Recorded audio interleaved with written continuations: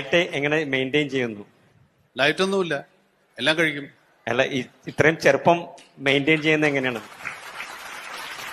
അത് ചെറുപ്പം രഹസ്യം പറഞ്ഞുതരാം, ഇവരാരും കേൾക്കണ്ട. നമുക്ക് ഇഷ്ടമുള്ളതെല്ലാം കഴിക്കാം, ഇഷ്ടമുള്ള അത്രയും കഴിക്കാതിരുന്നാൽ